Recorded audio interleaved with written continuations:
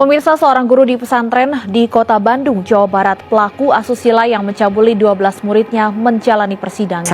Pesantren yang seharusnya menjadi tempat aman bagi para santriwati justru dimanfaatkan oknum pendidiknya melakukan kekerasan seksual. Kepercayaan terhadap tokoh agama itu udah kayak napas. Dari kecil, kita diajarin buat nurut sama ustadz, kiai, pendeta, atau pemuka agama lainnya. Nggak pakai nanya, pokoknya harus hormat, harus percaya, dan harus nurut. Tapi di balik semua kesucian itu, ada sisi gelap yang nyempil. Sisi yang sering banget diabaikan atau sengaja ditutupin rapat-rapat. Ada predator yang ngumpet di balik jubah agama, dan mereka tahu banget gimana cara mainin sistem. Data Komnas Perempuan tahun 2023 nunjukin fakta yang nyata, yaitu sekitar 12% dari total kasus kekerasan seksual yang dilaporin terjadi di institusi keagamaan. Itu baru yang keangkat, sisanya tenggelam di laut ketakutan, rasa malu, dan tekanan sosial. Kayak mayat yang sengaja dikasih pemberat biar nggak ngapung ke permukaan. Kasus tokoh agama di Bandung jadi contoh yang gamblang. Seorang guru pesantren yang dihormati, dilulukan, ternyata memperkosa belasan santriwati. Bahkan, ada yang sampai melahirkan anak dari hasil pemerkosaan itu. Dan yang bikin naik darah, kejahatan ini berlangsung selama bertahun-tahun. Nggak ketahuan, nggak dicegah. Karena apa? Karena status sosial dan topeng religius dia tebal banget. Kayak jas hujan di tengah badai, semua cipratan dosa mantul. Vonis hukuman mati akhirnya dijatuhin ke dia. Tapi itu bukan karena kesadaran dari dalam institusi agama.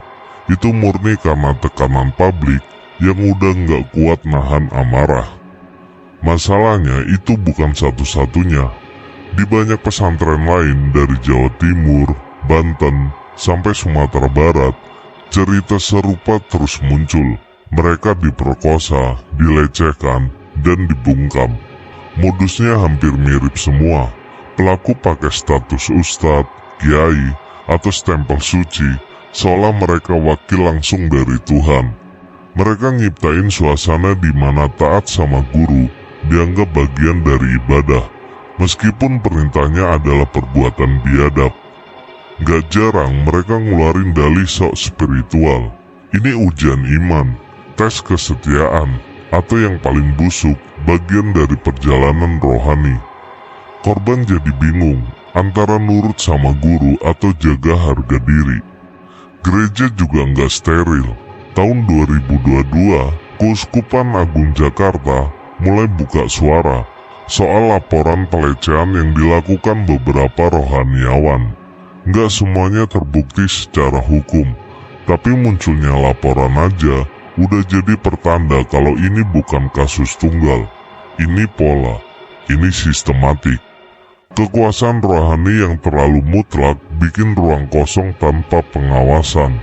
Ruang itu dimanfaatin pelaku buat beraksi tanpa sanksi.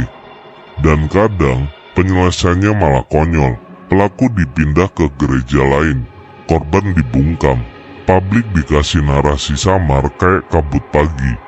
Ini hasil kesalahan manusiawi. Buset, manusiawi macam apa? Di lingkungan Viara dan Pura, ceritanya beda dikit tapi intinya sama. Mereka pakai dalih meditasi atau bimbingan spiritual buat ngelakuin pelecehan seksual. Biasanya ke perempuan muda. Tapi kasus-kasus kayak gini jarang banget nyampe ke media. Budaya malu dan hormat berlebihan bikin semua suara korban ketahan di tenggorokan. Dan giliran mereka berani buka mulut, malah dituduh ngerusak citra agama. Ironis sih, padahal yang ngerusak ya si pelaku, bukan korbannya. Satu benang merah yang gak bisa diabaikan, yaitu sistem keagamaan yang sering banget lebih sibuk melindungi institusi dan pelakunya, bukan korban. Mereka lebih takut citra hancur daripada ngaku salah. Akibatnya, predator spiritual bisa terus pindah tempat, kayak tukang bakso keliling. Tapi yang dijual trauma, bukan makanan. Dari satu pesantren ke pesantren lain, dari satu gereja ke gereja berikutnya, dari satu komunitas ke komunitas baru. Jejaknya licin, modusnya makin rapih, dan korban makin banyak. Dan masalah ini makin parah karena negara juga setengah hati. Mekanisme pengawasan ke institusi agama itu kayak rem tangan yang udah haus. Pemerintah ogah terlalu dalam, takut dituduh anti agama atau penista keyakinan. Jadi celah makin lebar. Para predator ini tahu banget kelemahan sistem. Mereka tahu umat cenderung bela tokoh agama mati-matian. Rasionalitas dikorbankan demi loyalitas. Sakit kan? Yang terjadi hari ini bukan sekedar salah orang. Ini salah sistem. Salah cara kita nyembah. Salah cara kita nganggap manusia bisa jadi wakil Tuhan tanpa bisa dikritik. Karena ketika manusia dikultuskan, ketika nama Tuhan dipakai buat ngebentengin perilaku bejat, ruang keadilan jadi makin sesak. Dan selama masyarakat masih mikir, jangan bongkar aib, nanti nama agama rusak, selama itu juga predator berbaju suci bakal terus punya panggung, terus nyebar luka, terus ngerusak jiwa-jiwa muda yang harusnya lagi nyari makna hidup, bukan trauma yang gak kelar-kelar.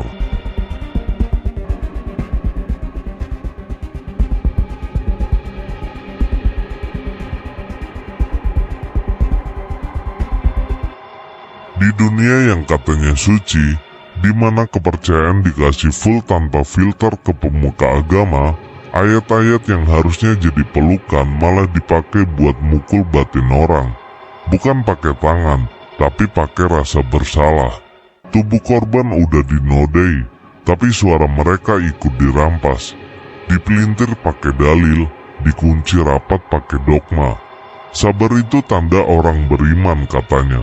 Jangan buka aib ustadz, itu sama aja ngehina agama.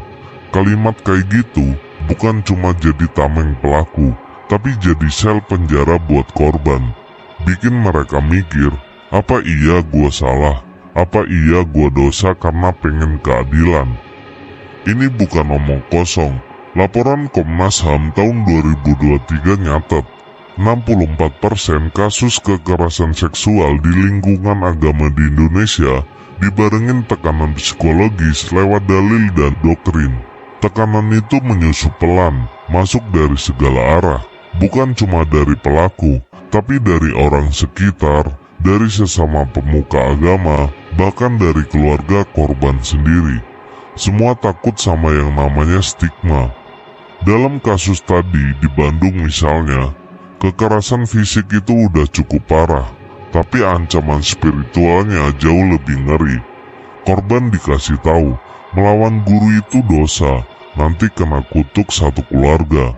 Di tempat lain, kayak di pesantren Jawa Timur, ada santriwati yang akhirnya buka suara setelah bertahun-tahun trauma. Tapi yang dia dapat bukan dukungan, malah ceramah publik yang nyudutin dia. Dibilang penggoda iman ustadz. Buset deh. Teror spiritual ini sistematik men, rapi banget. Lu masuk ke lingkaran komunitas yang isinya doktrin. Lu dicekokin dari awal. Pemimpin agama itu perpanjangan tangan Tuhan. Dari situ, perlahan tapi pasti, lu dijauhkan dari dunia luar. Koneksi ke teman, ke keluarga, ke dunia yang bisa kasih lo bantuan, semuanya diputusin.